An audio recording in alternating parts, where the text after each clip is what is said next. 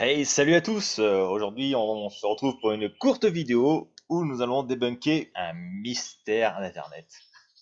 Alors, comme je suis désolé, notre ami Sylvano est une source inépuisable d'inspiration, eh bien, nous allons nous rendre sur sa chaîne et dans l'onglet Communauté, nous avons souvent, entre les émerveillements du personnage vis-à-vis de découvertes en astrophysique, tout à fait légitimes, hein, on va pas revenir là-dessus, on trouve aussi des trucs qui sont assez rigolos. En l'occurrence, il y a un jour, Sylvano nous a sorti une petite publication. Je vais vous la lire, hein. Pour ceux qui ont regardé mon émission sur le mystère de Butchegi, alors attendez, ça se dit comment? Butchegi, Butchegi. Donc, pour ceux qui ont regardé mon émission sur le mystère du Butchegi, pas loin de ce même endroit, chaque 8 août de chaque année, apparaît une pyramide holographique. C'est assez impressionnant et toujours sans explication. Belle nuit. Alors, il nous donne des liens qui nous permettent d'observer effectivement le phénomène. Alors, Pyramida holographica, Din, machin là. Et donc, je vais pas vous mettre la vidéo, on voit des gens qui sont en train de monter au sommet d'une montagne, le soleil est pas loin de se coucher ou de se lever.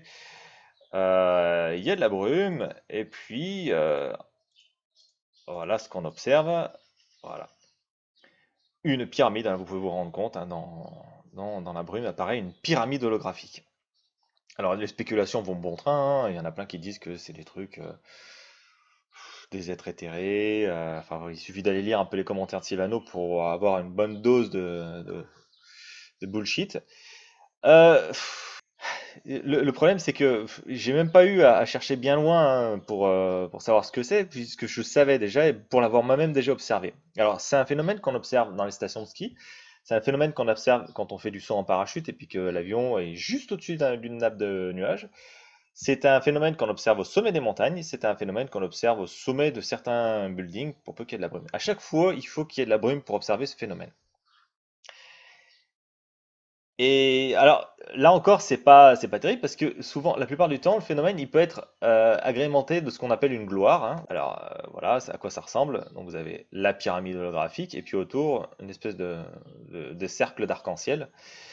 En fait, bon, voilà, hein, c'est un phénomène assez classique. Il faut avoir de la brume et il faut être au sommet d'une montagne ou au sommet d'un élément pour l'observer. Alors, qu'est-ce donc que ce truc?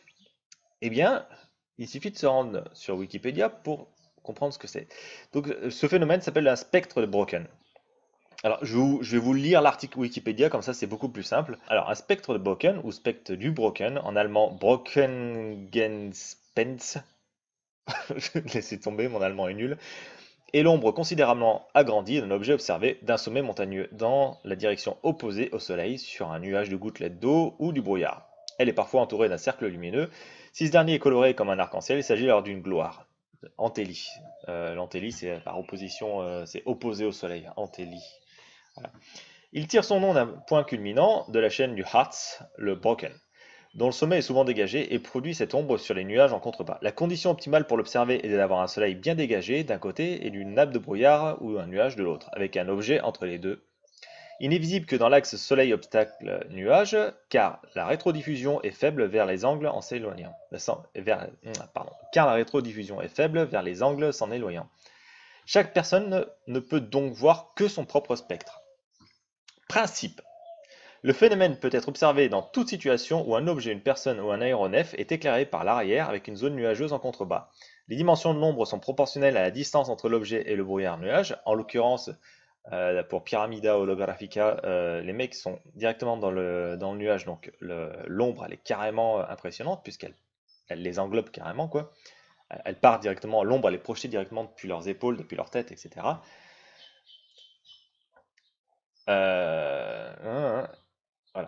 L'ombre est souvent déformée en une forme triangulaire à cause de la perspective. De plus, les dimensions de l'ombre sont sujettes à une illusion d'optique quand l'observateur la voit sur des nuages assez près de lui et la compare à des objets au sol vus à travers les trous dans la nuée. Finalement, l'ombre se formant sur des gouttelettes d'eau de différentes dimensions qui se déplacent avec le nuage, le spectre semble bouger et varier en grandeur. Voilà.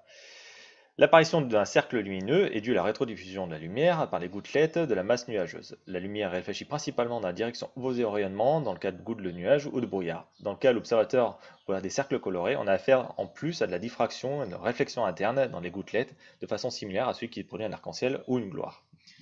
Voilà. Alors l'histoire de la perspective, hein, voilà, la perspective n'est pas un terme magique employé par les platistes. La perspective existe réellement, hein. L'ombre est projetée depuis la tête, depuis les épaules de l'observateur. Elle est projetée à l'opposé du soleil. Et par effet de perspective, les rayons de l'ombre, enfin c'est pas des rayons puisque c'est une absence de rayons. En fait, l'ombre c'est l'absence de rayons de lumière. Donc c'est les rayons lumineux qui sont projetés, on va dire, et qui sont projetés autour qui passent autour de l'observateur, qui vont converger au loin par effet de la perspective, au même titre que vous voyez converger les rails d'un chemin de fer en vous éloignant. Si vous vous rapprochez de la base des rails, vous allez observer une forme plus ou moins pyramidale. Si vous éloignez des rails, vous allez observer une forme d'aiguille.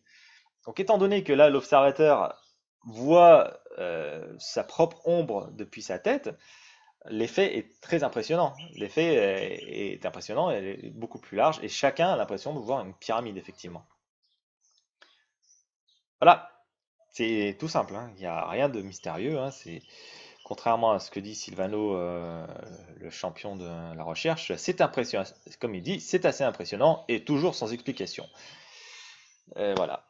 Sans explication, bah, pour celui qui ne cherche pas, oui, l'explication, on va pas la trouver, hein, c'est sûr, hein. Et pour celui qui n'a aucune culture au niveau météorologie, enfin la culture générale, hein, je veux dire, hein, c'est quand même pas compliqué de comprendre certains phénomènes, hein. On va dire que le personnage nous a déjà démontré à plusieurs reprises qu'il n'était pas vraiment champion pour chercher dans les registres scientifiques, mais plutôt chercher du côté euh, paranormal. C'est quelque chose qui est beaucoup plus intéressant pour lui. Et bien évidemment, il ne trouvera pas d'explication, puisque souvent les chercheurs de vérité ou les porteurs de lumière, comme ils aiment s'appeler aussi, ne sont pas très très cultivés, quoi. Voilà. Eh bien, je vais vous laisser sur ces quelques mots. On se retrouve très bientôt. Je suis sûr beaucoup plus savant, puisque il y en a certains qui ont certainement appris un nouveau terme. N'oubliez pas le spectre de Brocken, ou bien la gloire et Antélie, qui sont des mots sympas, je trouve, et qui sont, il faudrait que je vais vous trouver ça, je vais vous faire une photocopie, une photographie du classeur de mon grand-père. Je pense il y a certainement la gloire qui est nommée. Enfin, je vais vous montrer ça. Alors, voilà, toujours dans le classeur de mon grand-père, j'ai trouvé. Donc, je rappelle que ce classeur, il date des années 70, 60-70. Hein. Gloire, alors vous voyez le symbole qui était employé à l'époque. Donc, le fameux triangle, hein, de la pyramide, avec la tête au milieu, parce que c'est la tête qui est le centre de la gloire, et l'anneau qui est autour. Alors, gloire. Une ou plusieurs séries d'anneaux colorés vus par observateur autour de son ombre portée, sur un nuage constitué principalement par de nombreuses petites gouttelettes d'eau ou sur du brouillard ou, mais très rarement, sur de la rosée. Diffraction de la lumière. Voilà. Que dire? Vachement mystérieux comme truc. Bon, et bien ce coup-ci, je vous dis à très bientôt. On se retrouve beaucoup plus savant et beaucoup moins croyant. Hein. Au moins, vous aurez des explications. Salut!